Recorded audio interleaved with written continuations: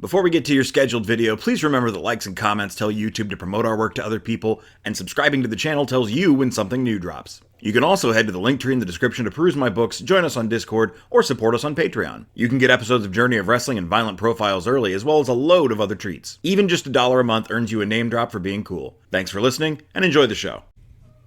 Greetings and salutations, fellow eerily iridescent slices of key lime pie. It is I, Eric J. Chucky, joined as always by the boy. Hey. This is the Two Nerds Podcast. Today we are talking about Loki, Season 2. You know what else we're talking about? People who are cool. No, I wasn't going to say that at all. Oh, what were you going to say? Jet skis. Beautiful marriage of form and function.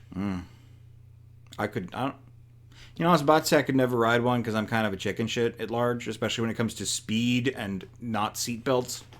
But, I don't know. The thing about jet skis is you do have to go fast. The slower you go, the harder they are to control. Right, but, I don't know. The more I think about it, maybe it's okay.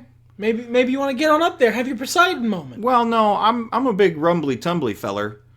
I don't want to be in a bathing clothes where people can see, and the ocean is pretty much open view. So, but I don't hate the idea. Well, that's nice. I am also blessed by your memory for things. Thank you for being part of this show. You know what else I want to thank for being part of this show? The people who give me $1 and are thus cool. That would include Harmony, Distru City KTL, Rob, a guy from Ohio, and Passion Killer 7-Eleven. All very cool. You also could become cool by giving me $1. The best way to do that is through Patreon. It's in the link tree. Probably like patreon.com/White Raven or some shit. I don't know. Click buttons. It's there. Buttons are fun to click. Yeah, buttons are fun to click, man. There's a lot of button clicking in this show. Very old school, very retro is the vibe of the TVA. Yes, I've really loved it, both seasons. We already covered Loki Season 1. If you didn't watch that podcast, it's out there. To my memory, glowing review because it was real good. Is that going to change in this episode? Spoilers? No. No. It's still real good. I don't know if I liked this one as much as I liked Season 1, or maybe I just liked it differently. But, yeah, this was a really phenomenal piece of television. It was a palate cleanser I needed after a lot of okay TV. Thank you for coming to the podcast. We don't do outro music anymore, so goodbye. We do like a static thing. I don't know. Yeah, I know you don't watch the joke I used to go there is I would start singing the outro music. Yeah. It's gone now. It's been gone for a long time. But because of that thing at the beginning of the last podcast. Don't know what you're talking about. So we pick up pretty much exactly from the end of the last series. Imagine if this podcast was just you, like a rambling old man, retelling the events of everything that happened in the show, down to the most minute detail. I wouldn't be able to watch the whole show, wait a couple weeks, and then talk about it. I would have to do them episode by episode. My memory is not that good anymore. But we pick up from there, and then, honestly, I think the events of the whole series in, like, one singular line take place over the course of a couple days. I think there might be like a week in there that goes by, but it's kind of hard to tell. Well, and I mean, technically, spoiler alert, they take place over several hundred years, but is that a spoiler? They do. This is the TVA. It's the time travel show. But what did you think generally of the series? Both by itself and compared to the last season. I spoke British there for a second. It's just because their TV's stupid. I have conflict now in hindsight. Okay. I think this is a really cool piece of television. I really love the aesthetic. I really love the dissection of Loki's character. Owen Wilson. And it introduces a lot of really interesting concepts. I enjoy He Who Remains. I need to be very specific about that.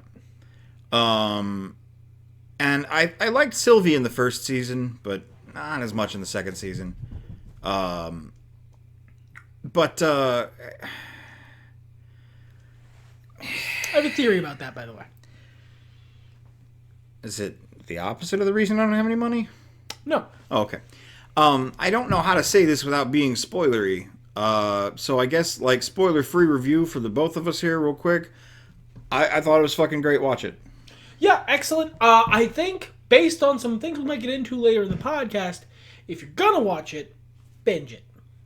You'll enjoy it better. Maybe, yeah. I would say that's probably good advice. Now that that is out of the way, like, comment, subscribe. Give me $1, like I said earlier.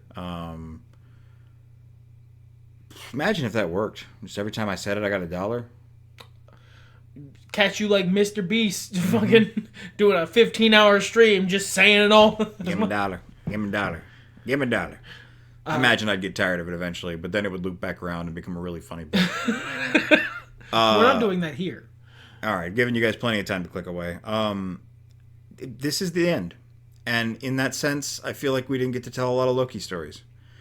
And this was a beautiful series, and I thought it was really good, and it did a lot of really good stuff, but, like, I wasn't done with that yet. So, the thing about this is the other side of something I always praise the MCU for. Yes. I always praise the MCU for the fact that it is live action inherently means that they cannot do the cancerous bullshit they do in actual comic books where they refuse to let characters progress or age or have a conclusion, and they just wrap them up in bubble wrap and pull them back to their status quo for 70 years. Well, sure. And there are characters who I was fine with about that. You know, I think we got a lot of good Iron Man. I think we got a lot of good Cap. That's exactly what I'm saying. That comes with good things. Like, you get the wonderful conclusion to Iron Man's story and the wonderful conclusion to Captain America's story. But it also comes with bad things. Like a character like Loki, who has so many good years of stories to tell because of the nature of time and the pandemic and delays and just how long it takes to make stuff. You don't get as much of him as you could have because Tom Hiddleston wants to do other things with his life, which is a perfectly valid thing to want. Oh, sure. I'm not over here mad or anything. It's bittersweet, you know? Yeah, I agree that we could have had more Loki stories. It's fun. He's a really fun antagonist. He's a really fun protagonist. And there's also lots of good material there to mine. You could have more interactions with him and his brother. There's a lot of stuff you could do with him, even just TVA stuff. But I think I got enough of the TVA.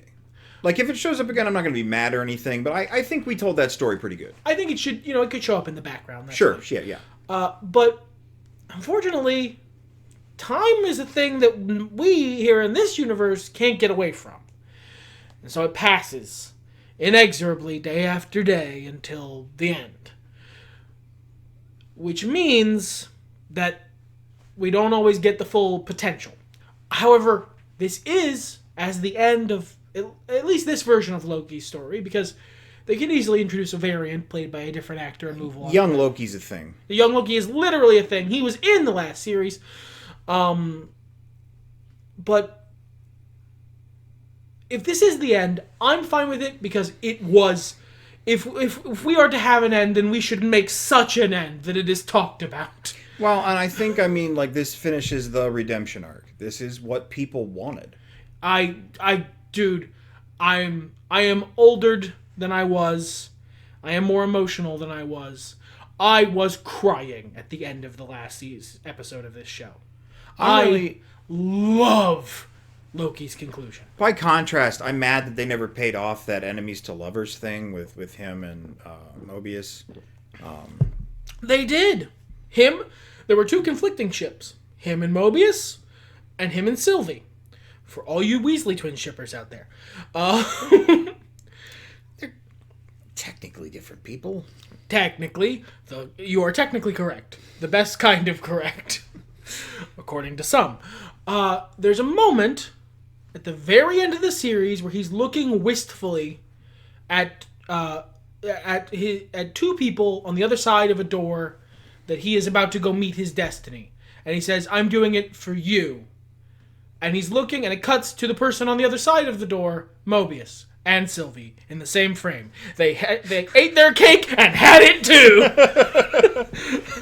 Something I will say about Sylvie in this season as compared to the last one, or series if you're one of our fans from the UK, or The Boy. I don't know where I picked that up, I'm going to be honest, but I did. No criticism, I'm just having a goof, having a good time, Jape. She feels more like Enchantress this season than a Loki variant. My theory on why you liked Sylvie last season and didn't like her as much this season. The mullet. Partially the mullet, but it's that they are fundamentally different characters. Yeah, I would agree. Because Sylvie, in the first series, I did it again, is... You know what he means. In the first season... If you don't, let us know in the comments. Is active. She's an antagonist. She, over the course of the series, becomes more of like a rival. But she always has that frisson, that antagonistic energy, and she's active. Yes. Proactive. She's hunting something. She's going for something. She's on the move. Sylvia in this season is victorious. She's static. She has what she wants, and she's focused on keeping it. She's not even really reactive. No, she pointedly decides not to react at several points because she would rather remain. She goes from being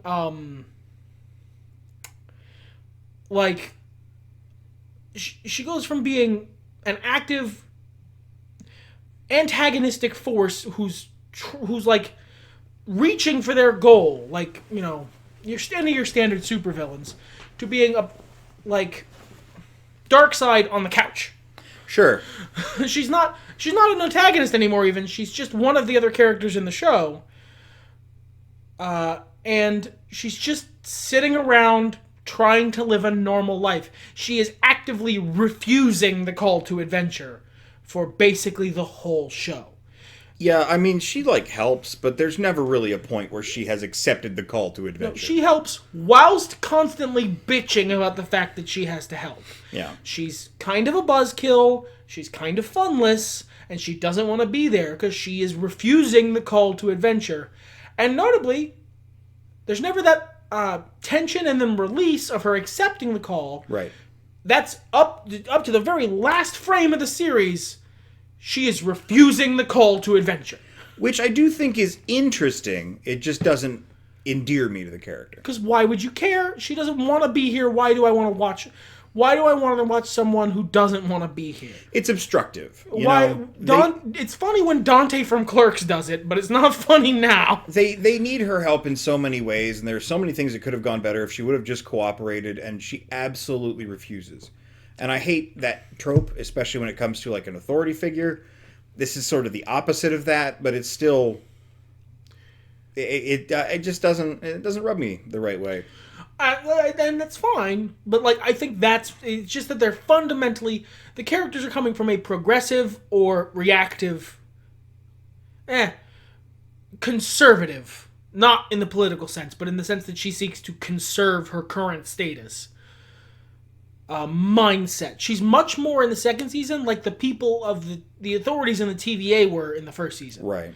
She seeks to maintain the status quo she has set up as opposed to searching for something better. Well, she's happy with things the way they are. And that's something else, too, as we find out, since we're in the spoiler territory, as we find out as the show develops, the status quo she has erected is literally falling apart. It's untenable, because she reached forward with such extreme extent that she didn't think about having to build up anything afterwards. As they even say it directly in the show, destroying is easy, creating is hard. She was a destroyer in the first series. She was a teenager's idea of an anarchist. She just wanted to tear everything down because she had been fucked over by the system so hard that she wanted it destroyed.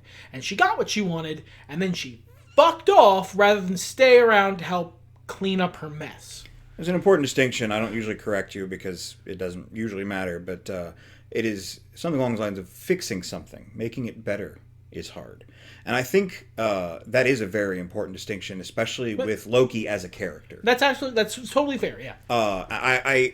It really shows the shift, and it sets up for the end of the series. I mean, he delivers on that ethos. Yeah, and it shows character development for Loki because he was that guy.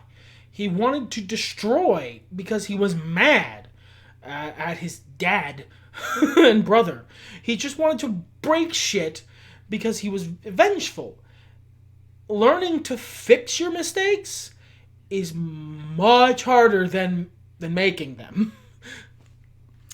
I really enjoyed it. I really enjoyed the arc. It echoes a D&D character I played a couple years ago, so, I get that bonus from me. And I'm a big fan of Loki as a character in basically any fiction. So, yeah, this was good. It's hard to dive into the weeds on this one because it's such a delicate plot that is a time travel plot, and it's not Chrono Trigger, so it gets confusing if you aren't just watching the show. Whereas, it's because I just sat and binge watched it, I feel like I have a good handle on shit. Well, I have a good handle on it, but I don't think I could recite the entirety of the plot in the time we have. No, I don't think that's really necessary. Let's talk generally about the episodes. You had an issue with a couple of the episodes in the middle. I did. They were dumb. Moving on? No, I'm fully kidding. I watched the first 2 episodes, the 3rd episode, and then the rest of the series. There was, I don't know, some number of days in between those events. First 2 episodes were really exciting, really high energy, thought they were really good, brought us back to this world and did it with aplomb, very interesting fashion, and I cannot say this enough, I love the aesthetic of the TVA. I think it looks really cool, and that it is so consistent really brings me with a lot of joy. It reminds me of a lot of...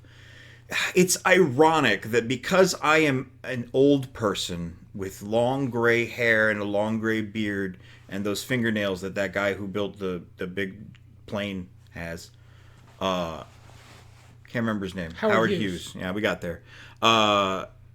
Because I am so aged, this is sort of like, yeah, this is what science fiction looks like. Because I grew up on stuff that was imported from the 60s and the 70s. Z-Rust. Yeah. Well, not quite, because that's a little more 50s, like but Fallout like, it's stuff. Same vibe. It's anachronistic science fiction. It's what did the future look like to people from the past. Right. And which, I mean, is basically my big thing. I like the cyberpunk genre. I like... Which is the same shit, but the 80s. Yeah, exactly. So it always, what do the kids say? Sends me in the good way. You can do either way. Context is important. Yep. It's good. I'm telling you right now. I think I like the TVA because I feel like it creates it is important thematically that it's so consistent and dated from what we expect. It gives it a sense of separation from our world. It also implies right off the gate that this was built a long time ago and has not been as carefully maintained as they would like you to think it is. Which is something that is both important to the first series, obviously, and is important to this one as well, and unravels over the course of the plot. I also don't want to get too deep in the weeds because there's some fun twists and turns in there. I will say there's also a character you weren't super fond of that I was, and I want to talk about him. Yeah, I wasn't trying to avoid the question. I was excited for Victor Timely from the teaser at the end of Quantum Mania, I want to say. I thought he was going to be fun, but his speech patterns wore on my patience, especially during slower points of the show. I think the second half of the episode he appears, like he first debuts in, 1893, and the first half of The Heart of the TVA were... slower. And as you say, as someone who binge watched it, you said it was an important palate cleanser, an important breath of fresh air after so much action and before so much action. Yeah, I feel like because the 1893, I agree, is a bit of a slower paced episode. I like that because it is a nice breather after the first 2, good reset match, as it were. I don't think The Heart of the TVA was slow. The Heart of the TVA had a lot of exposition in it. Sure, it was a lot of talking, and he talks real slow. I actually like to stutter because I think it's a wonderful way to show development. I don't hate it, and I absolutely get it. I just would have liked it if the stuff we were cutting to during those scenes and during those expository sections felt like stuff I should give a shit about. Because a lot of it was just more exposition with different characters, or we were supposed to feel really bad for a bunch of genocidal fuckwits that they were squishing. To be fair to those genocidal fuckwits, genocide had been all they had known for, like, eons or whatever, subjectively from their point. Well, so, like, I guess. Like, from their perspective, they weren't real people they were killing. It was like you opened up Grand Theft Auto and hit quick save and went, well, time to see what this rocket launcher does. Like, obviously, from the inner perspective of the people in the series, that is incorrect. These are, valid, real people who have real lives who they're killing by the untold trillions. Each of the members of the TVA is a Decathanos. Or, to be clear, Mobius included. All of them. They're all Turbo Hitlers. Well, so there's a difference, too, I believe, and maybe I missed a bit of dialogue on this, but they were pruning previously, which just sends you to Alioth's dungeon. But they didn't know that. Well, no, and that's fair. And if the timeline got too far, they'd wipe that whole branch. That is fair. That is fair. This is why I ask you. They didn't like doing that. It was seen as like, oh, shucks, we gotta wipe the whole branch. Well, time to bust out the branch wiping grenades. Here I go murdering again. Pruning. We say pruning here. But, like, the people in this series who were doing that had been officially told what the deal was. Yeah. So, like, they shouldn't have done that. They knew. Yes. Yeah. And there's a difference between knowing and unknowingly doing something, of course. But if we're talking in brass tacks, every person at the TVA is a Turbo Hitler, who has killed untold trillions of people. At least they did it for, like, a perceived greater good instead of, like, one that they themselves had made up. Yeah, they were, in fact, brainwashed into being Turbo Hitler. Yeah. At the behest of ultimate mega, like, double platinum Turbo Hitler, He Who Remains. I prefer that acting to Victor Timely. Well, that's because it's intentionally more charismatic and fun to watch. Another thing that frustrated me about Timely, and it can't be helped, I will use the ancient Japanese translated words of wisdom, given the circumstances, nothing ever happened with him. There was no resolution to him. Everybody else got a, what was that movie where they poke the corpse? Everyone else showed up in the little thing after the climax. Yeah. Timely didn't.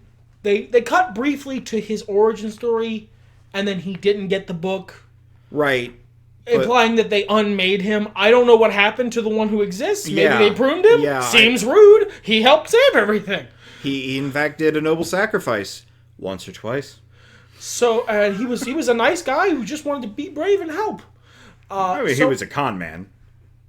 That last thing was not a con. No, but that was another thing that really frustrated me is that, and I don't know if it was because of the choices made in the acting or because of circumstances or what. I think it's most likely circumstances. We never really got he is a good guy. He did one good thing that was Guardians of the Galaxy level, I am saving this universe because I'm one of the idiots who lives here.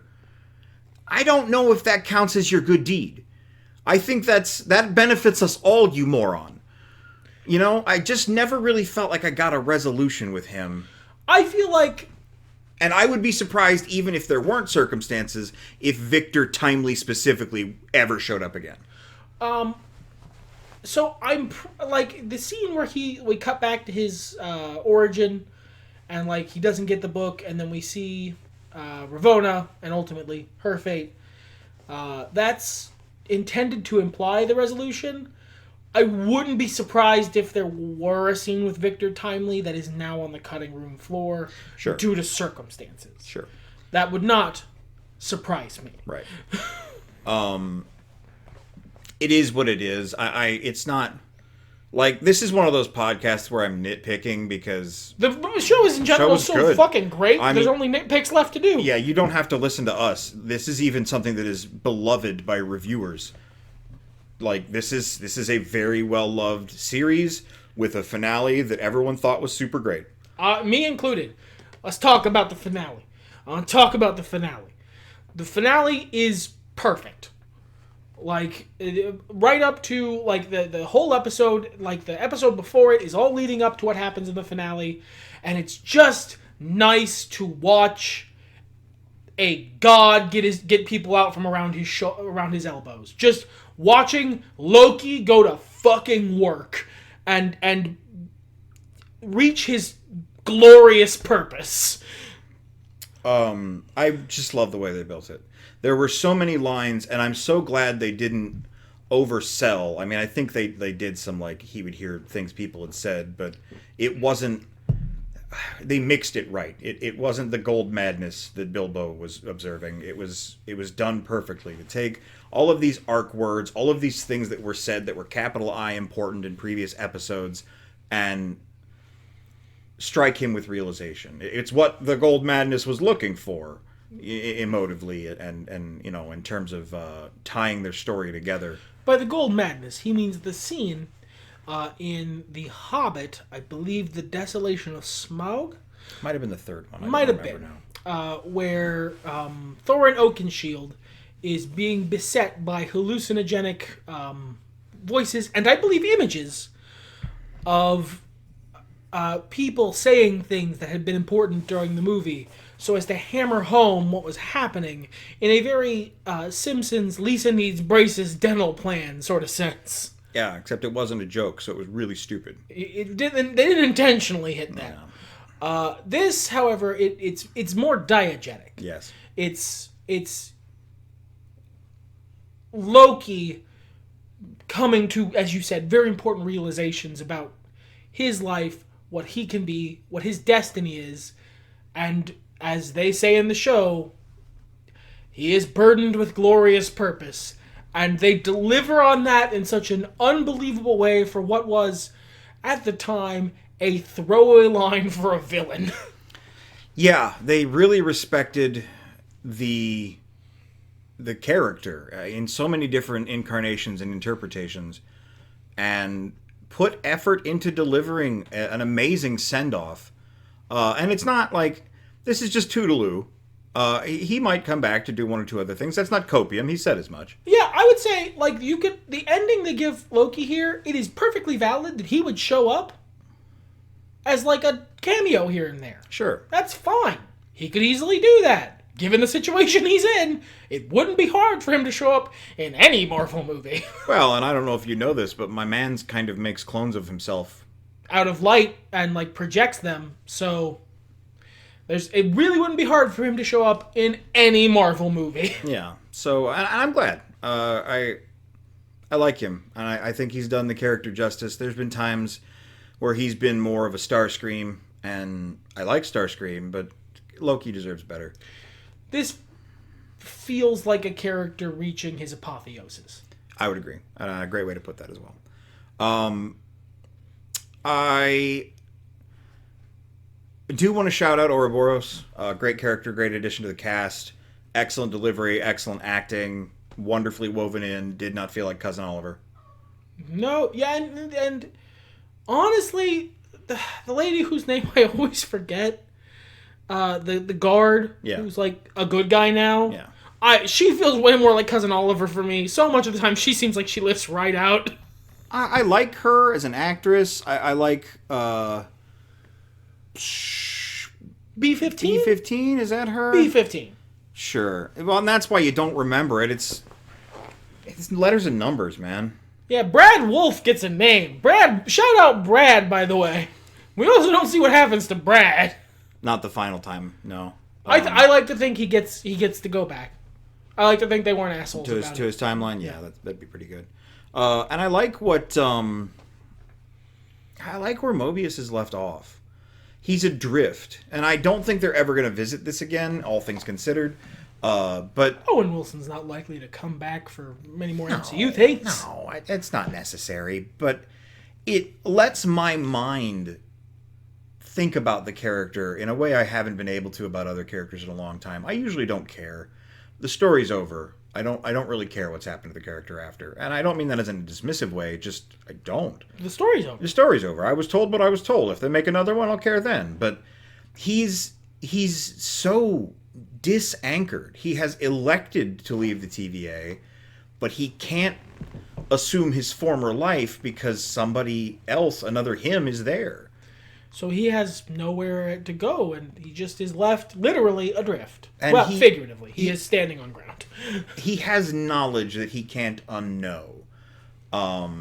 That's another reason I had frustrations with Sylvia in this. She was one of those people. She was very pushy. Who was cyberbullying him in real life about finding out the truth, and he was like, I don't want that. That's only going to make me sad. Yeah. And it makes him sad. You seem really upset, and I don't want to be where you are. And nobody respected that, and I think that's not very nice. Well, Loki respected it. He asked him politely, and then when he said, I don't want to do that, Loki left it the fuck alone. Like a grown adult. Like a grown adult. Well, I mean, and that's Sylvie for you. But, yeah, it makes me wonder, what did he get up to? Did he just start working in a Starbucks somewhere like Tony Schiavone?